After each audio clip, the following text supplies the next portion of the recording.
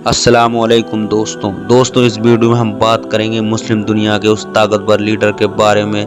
جس کا چرچا پوری دنیا میں تھا۔ دوستوں اس وقت ہماری دنیا میں لگ بھگ 50 سے بھی زیادہ مسلم دیش موجود ہیں اور ان سبھی دیشوں کی زمین پر وقت وقت پر بہت سارے بڑے اور چھوٹے، اچھے اور برے ہر طرح کے لیڈر پیدا ہوتے رہے ہیں،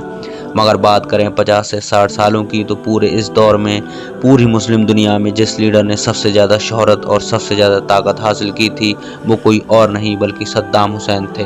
وہی صدام حسین جنہوں نے ایک لمبے سمے تک عراق دیش پر راج کیا تھا۔ اس دور میں صدام حسین عراق کے ہی نہیں بلکہ دنیا کے سب سے طاقتور نیتاؤں کی لسٹ میں سب سے اوپر آیا کرتے تھے۔ شہرت کے معاملے میں بھی اس دور میں شاید ہی کوئی ایسا نیتا تھا جو ان کو ٹکر دیتا ہو، مگر پھر امریکہ دیش کی طرف سے ان کے اوپر بہت سے بڑے اور خطرناک الزامات لگانا شروع کیے گئے،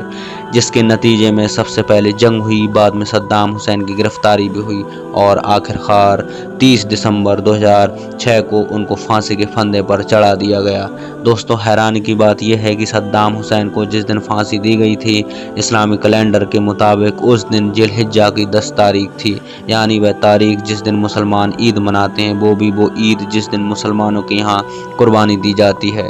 اس کے علاوہ ایک حیرانی کی بات یہ بھی ہے کہ صدام حسین کی پھانسی اتہاس کی وہ اکلوتی پھانسی ہے جس کی ویڈیو کو پوری دنیا میں شیئر کیا گیا تھا،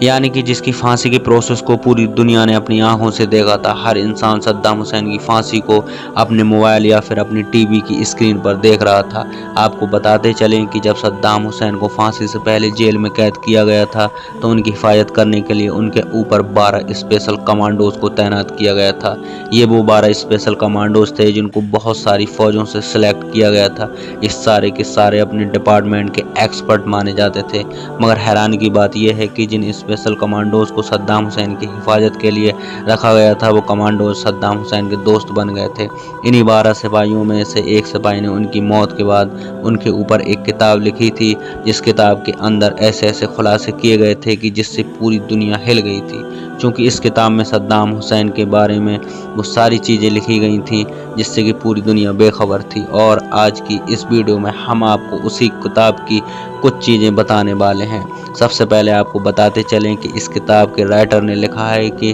جس وقت ہم لوگ صدام حسین کو اس ٹیم کے حوالے کر رہے تھے جس ٹیم کو صدام حسین کو پھانسی دینی تھی، تو اس وقت ہماری پوری ٹیم کی آنکھوں میں آنسو تھے۔ ہم میں سے بہت سارے سپاہی بری طرح سے رو رہے تھے۔ اس کے علاوہ رائٹر نے اپنی ہی ایک ساتھی کا ایڈم کا حوالہ دیتے ہوئے لکھا تھا کہ ہم نے کبھی بھی صدام حسین کو ظالم اور قاتل انسان کے طور پر نہیں دیکھا تھا، ہم تو ان کو اپنے گرانڈ فادر کے طور پر دیکھا کرتے تھے۔ اس کے علاوہ رائٹر نے یہ بھی لکھا کہ صدام حسین کے آخری دنوں کا جو رویہ تھا وہ حد سے زیادہ نرم تھا، ان کے رویے سے کبھی بھی ایسا نہیں لگتا تھا کہ کسی دور میں کٹھور تاناشاہ رہے ہوں گے۔ آپ کو بتاتے چلیں کہ اسی کتاب میں خلاصہ کیا گیا کہ صدام حسین کو میٹھا بہت زیادہ پسند تھا۔ اپنے آخری دنوں میں بھی انہوں نے اپنی فیوریٹ ایکسرسائز کو نہیں چھوڑا تھا، الگ الگ طرح کے کھانوں کو ٹیسٹ کرنا بھی ان کا فیوریٹ کام تھا۔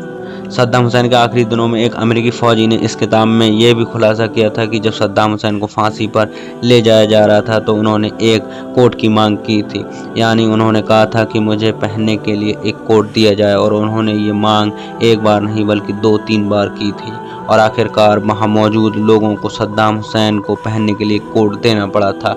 جب ان سے یہ سوال کیا گیا تھا کہ آخر وہ اپنے آخری وقت میں کوٹ کیوں پہننا چاہتے ہیں تو صدام حسین نے جواب دیا تھا کیونکہ آج بہت زیادہ سردی پڑ رہی ہے، ہو سکتا ہے کہ جب مجھے پھانسی کے پھندے پر لے جایا جائے تو سردی کی وجہ سے میرا جسم کانپنے لگے اور اس کو دیکھ کر میری قوم یعنی عراق کے لوگ یہ نہ سمجھیں کہ ان کا یہ لیڈر موت کے ڈر سے کانپ رہا ہے۔ دوستوں صدام حسین کے آخری وقت میں ان کے ساتھ رہنے والے سپاہیوں کے مطابق وہ اپنی زندگی کے آخری وقت میں بہت زیادہ سکون میں تھے۔ صبح اٹھ کر سب سے پہلے انہوں نے اپنی پسند کا ناشتہ کیا، اس کے بعد وضو کر کے نماز ادا کی۔ فجر کی نماز ادا کرنے کے بعد وہ اپنے بستر پر بیٹھ کر پھانسی کا صحیح وقت آنے کا انتظار کرنے لگے۔ اس کے بیچ میں انہوں نے اپنے بستر پر بیٹھ کر قرآن کی تلاوت کرنا شروع کر دی تھی۔ دوستوں ان کے ساتھ رہنے والے سپاہیوں کا ماننا ہے کہ اس وقت میں صدام حسین بہت زیادہ مسکرا رہے تھے، اور یقیناً یہ مسکراہٹ امریکی سینکوں کو بہت زیادہ کنفیوز کر رہی تھی، کیونکہ ان کو حیرانی تھی کہ آخر ایک انسان اپنی موت سے چند لمحے پہلے کتنے زیادہ سکون اور اطمینان میں کیسے رہ سکتا ہے۔ دوستوں، پھانسی ہو جانے کے بعد صدام حسین کی باڈی کو ایک فوجی ہیلی کاپٹر کی مدد سے تکریت شہر کے اسی گاؤں میں ہی پہنچا دیا گیا تھا جس گاؤں میں صدام حسین کی پیدائش ہوئی تھی، اور وہاں پر ان کی باڈی کو دفنا دیا گیا تھا۔ اس کے بعد اس کے اوپر ایک مقبرہ بھی بنا دیا گیا تھا۔ تب سے لے کر آج تک لگاتار ہر سال 28 اپریل کے دن یہاں پر بہت سارے لوگوں کی بھیڑ یہاں جمع ہوتی ہے، کیونکہ صدام حسین کی سالگرہ کا دن ہوتا ہے۔ اس دن جمع ہونے والے لوگوں میں بڑے لوگوں کے ساتھ ساتھ اسکول کے بچے بھی شامل ہوتے ہیں۔ حالانکہ آپ کی نالج کے لیے بتاتے چلیں کہ صدام حسین کا مقبرہ بھی ہمیشہ سے ہی ووادوں میں رہا ہے، کیونکہ اس کے بارے میں سبھی عراق کے لوگوں کا یہ ماننا ہے کہ صدام حسین کے مقبرے میں ان کی باڈی موجود نہیں ہے، ان کی باڈی کو بہت پہلے ہی نکال لیا گیا ہے۔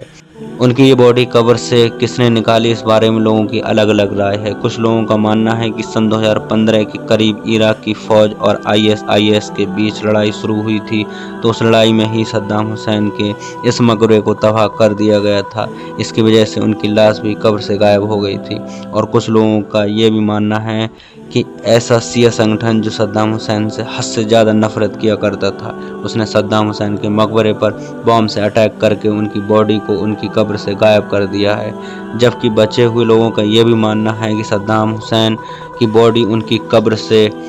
ان کی کسی دشمن نے غائب نہیں کیا، بلکہ ان کی خود کی بیٹی حالہ، جو کہ جارڈن میں رہتی ہیں، وہ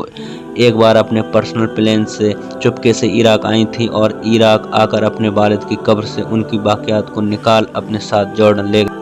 حالانکہ اس بات میں کوئی شک نہیں ہے کہ صدام حسین کی قبر کے ساتھ کچھ نہ کچھ تو ضرور ہوا تھا۔ دوستوں، آپ کو ویڈیو کیسی لگی کمنٹ کر کے ضرور بتائیں، اور صدام حسین کے بارے میں اپنی رائے ضرور دیں۔ ویڈیو کو لائک کر لیں اور ہمارے چینل کو سبسکرائب ضرور کر لیں۔ ملتے ہیں اگلی ویڈیو میں۔ اللہ حافظ۔